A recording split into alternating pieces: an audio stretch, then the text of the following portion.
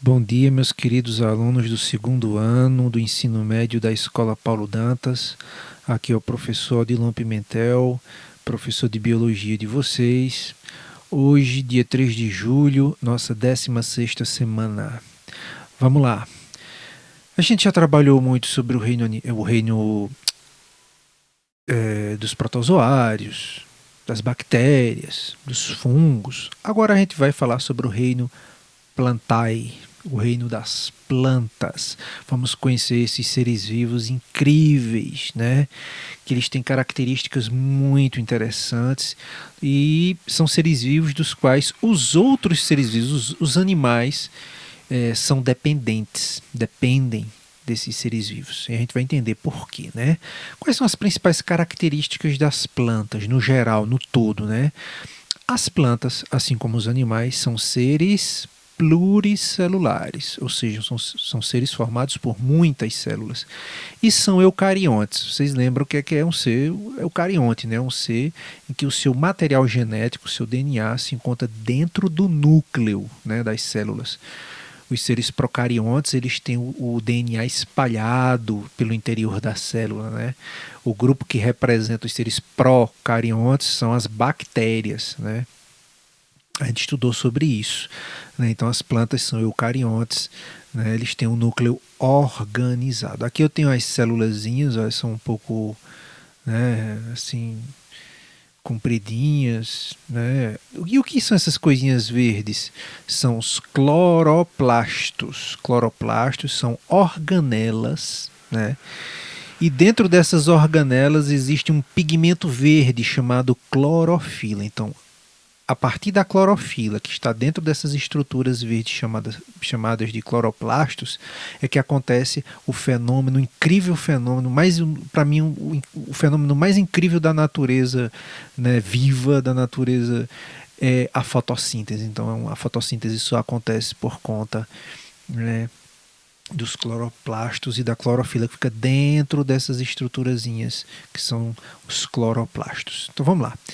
Outra característica importante das plantas é que elas são autótrofas, né? O que quer dizer isso? Quer dizer que elas são capazes de produzir seu próprio alimento através de um processo chamado de fotossíntese. E como é que funciona essa fotossíntese? Então a planta, na verdade as folhas funcionam como se fosse uma espécie de painel solar. É um painel solar, né? Então, está captando a energia que vem do sol, né, a luz que vem do sol. Então, a planta pega a luz através lá dos cloroplastos, da clorofila, pega gás carbônico do ar e água aqui pelas raízes, certo? Então, a luz do sol, mais o gás carbônico, que é o dióxido de carbono, mais a água, e a planta consegue produzir um açúcar do qual a planta se alimenta.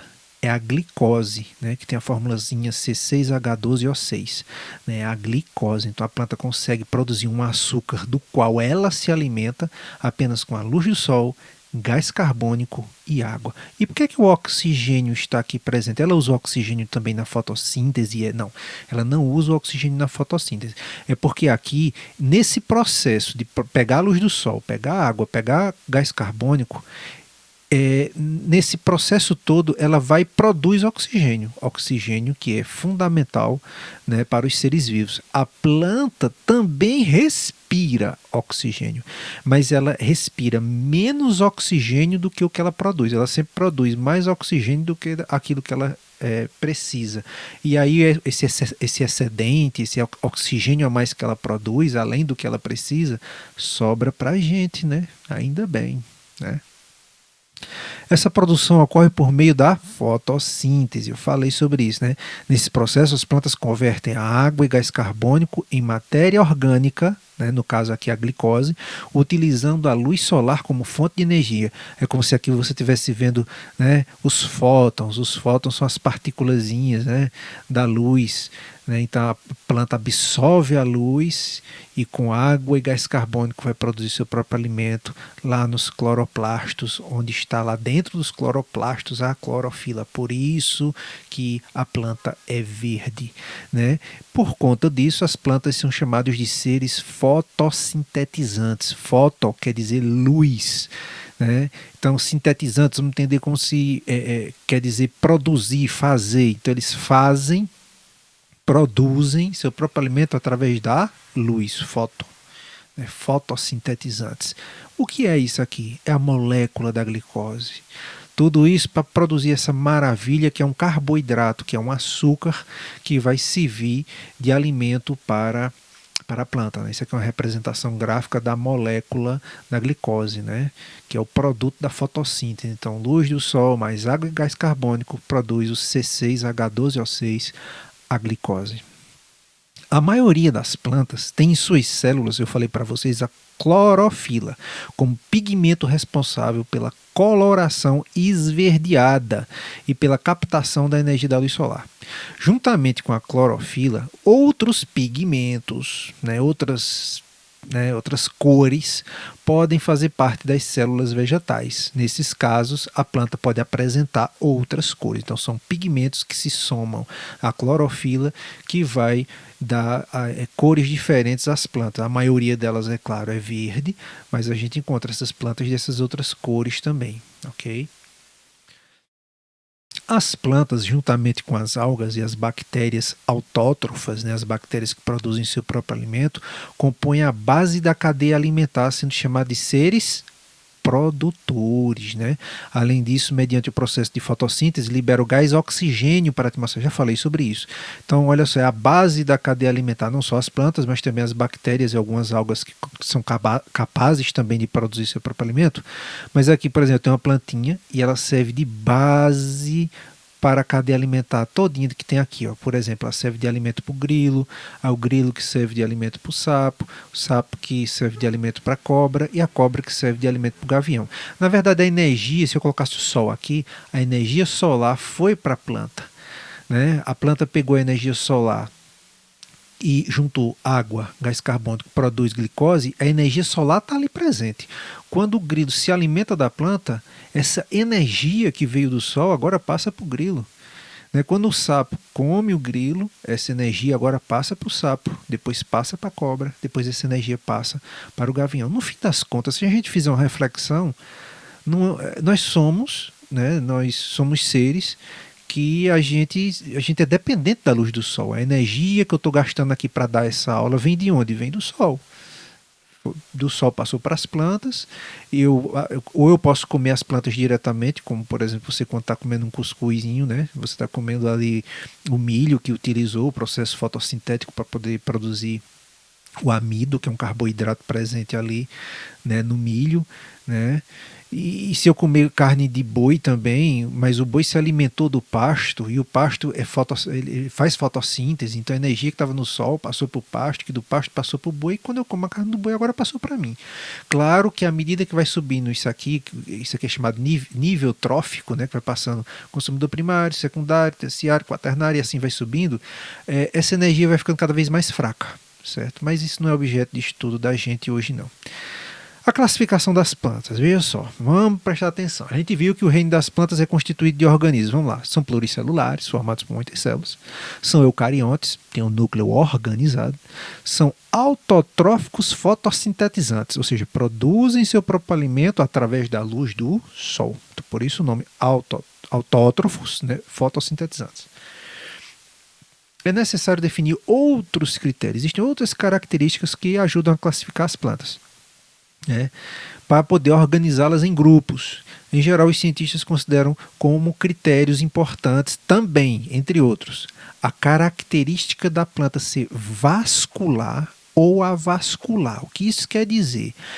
Esse vascular é a presença ou não de vasos condutores. Do mesmo jeito que nós animais, nós seres humanos, nós temos vasos dentro da gente também, só que são os vasos sanguíneos. Esses vasos sanguíneos, nós temos as veias e as artérias, né? Nós temos, por exemplo, o sangue venoso e o sangue arterial. Né? O sangue arterial é aquele rico em oxigênio, rico em nutrientes. Ele está indo para a célula. Estou falando de nós animais, né? Ele está indo para a célula, para as células, levar o oxigênio, levar os nutrientes. Aí a célula, nesse processo, nesse metabolismo dela, ela produz substâncias tóxicas que precisam ser eliminadas. Rapidamente ela coloca para fora, certo? O gás carbônico e substâncias né, resultantes do metabolismo dela, que vão ser recolhidos pelo sangue, aí já passa a se chamar sangue venoso, né? E esse sangue ele precisa ser reciclado, ele precisa o gás carbônico sair dali, as substâncias tóxicas serem removidas dali, então tudo isso é feito. A planta, ela parece um pouquinho com isso também, só que ela não tem um coração, né? A estrutura é outra, mas existem esses vasos vascular ou avascular. Então, tem planta que tem esses vasos e tem planta que não tem esses vasos. E o que é que passa nesses vasos, professor? Esses vasos condutores vai passar água e sais minerais. Então, essa água e sais minerais, os vasos que dentro deles está passando esses sais minerais e essa água é chamada de seiva bruta, né? A água e os sais minerais são chamados de seiva bruta. E vem, e ela é levada até a folhinha, lá na folhinha acontece a fotossíntese, né? Porque não está pegando lá água, sais minerais, está pegando gás carbônico, para produzir o quê? Produzir glicose, produzir substâncias orgânicas que são importantes para a planta. Agora eu tenho a seiva elaborada.